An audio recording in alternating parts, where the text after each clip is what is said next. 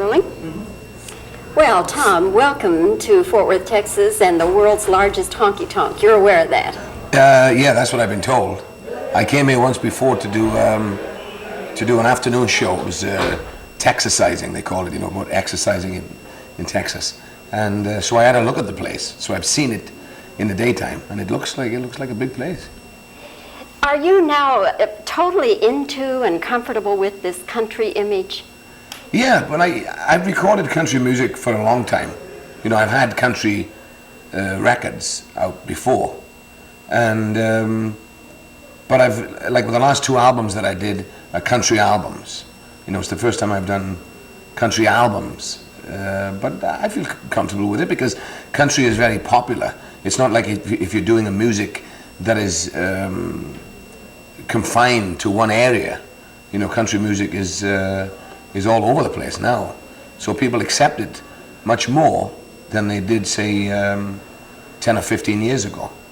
Now you can do if you like to do a country record, if you want to do a country song, you can do it and still sell a lot of records doing it, but still get to a wide audience, not just to a country audience.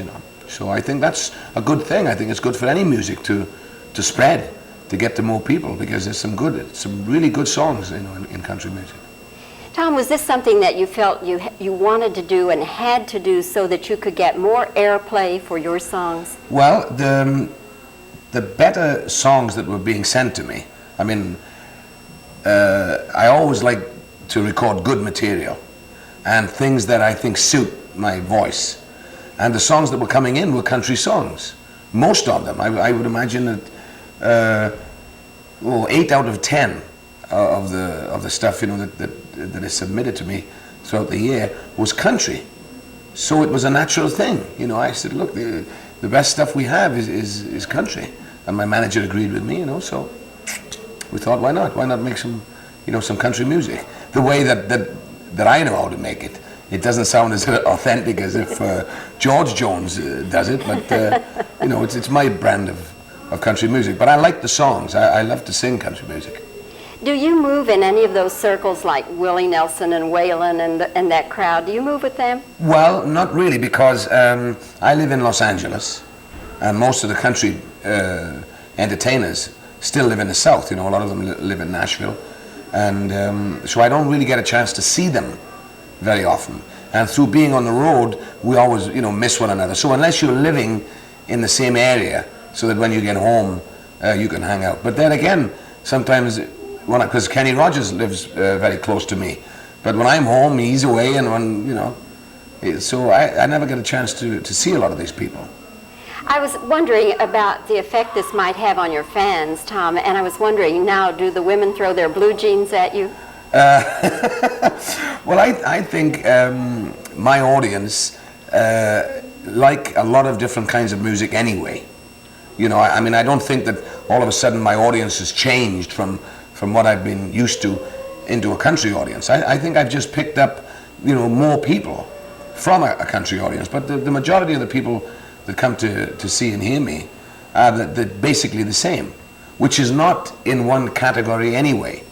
Because I get, youngsters coming in to see me, which love to listen to rock music, but I still do rock music in the act, and I get people that come in to listen to me sing the ballads, and then there's people that come in to hear me sing country music. So I have I've always had a wide audience, not just in one. They go from like 8 to 80. There's no limit. So has anybody literally ever thrown blue jeans on the stage? No, they've never thrown blue jeans on the stage. But hats, though.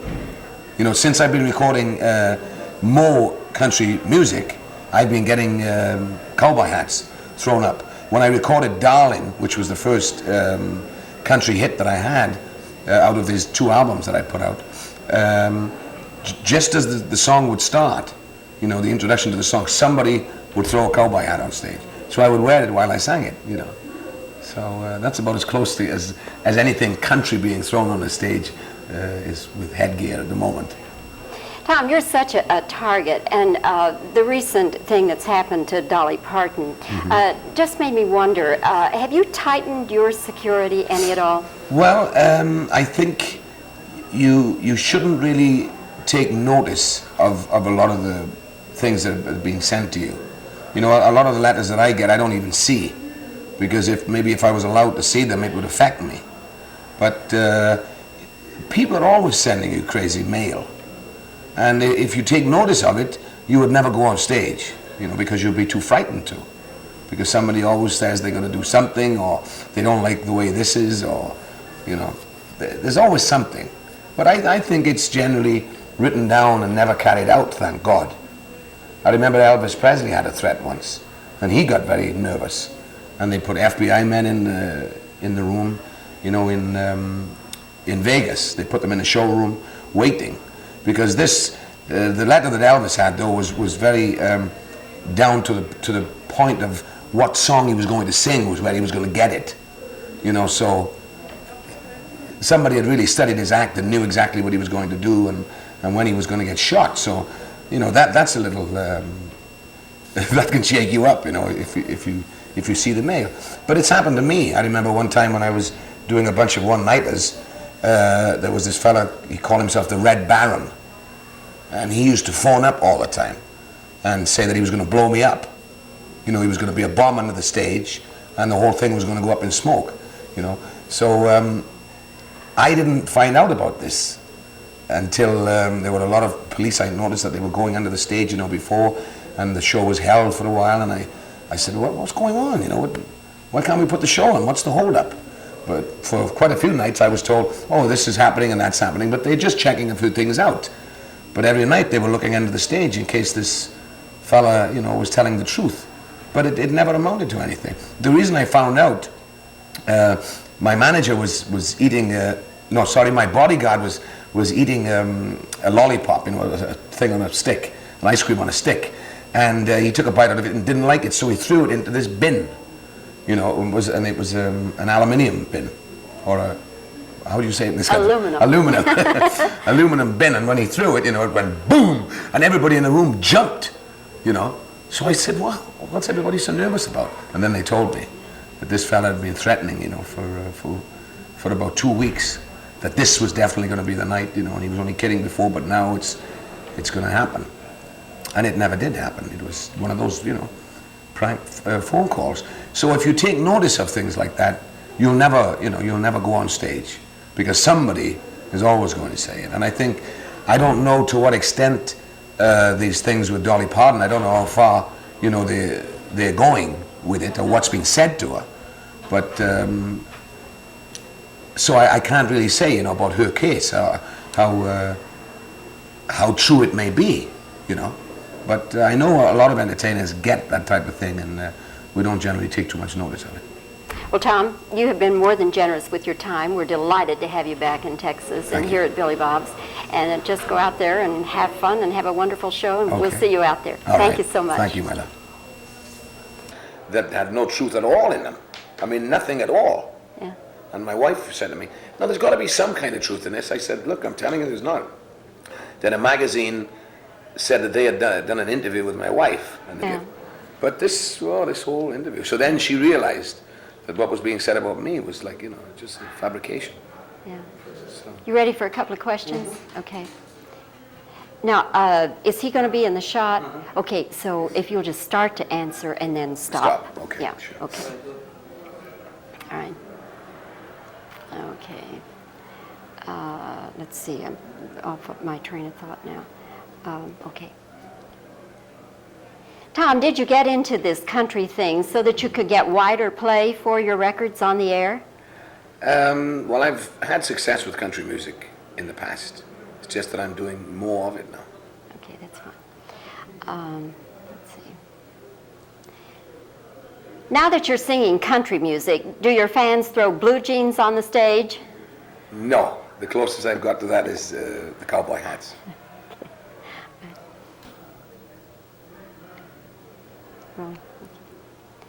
Tom, this incident with Dolly Parton, has this made you... Let me start over. Tom, since the incident with Dolly Parton, have you tightened the security around you? Not really, because we get these things, you know, a lot of the time. Okay. That do it? Mm-hmm. All right.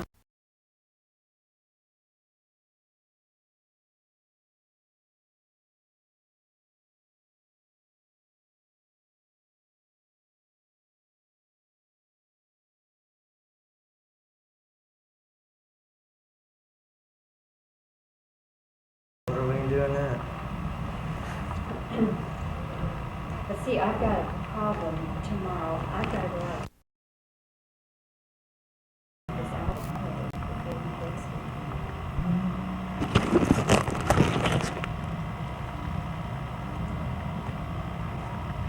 How we're gonna do it, maybe.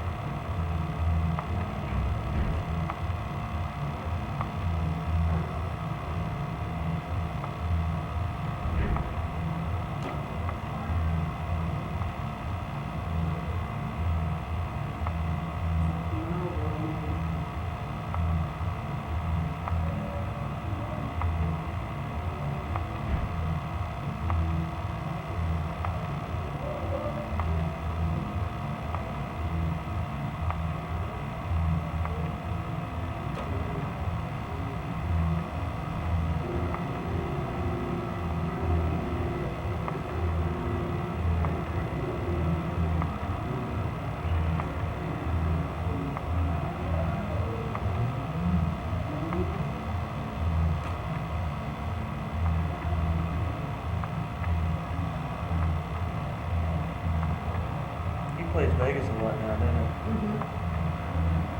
Yeah, he also Been says- reading that book of Elvis by Albert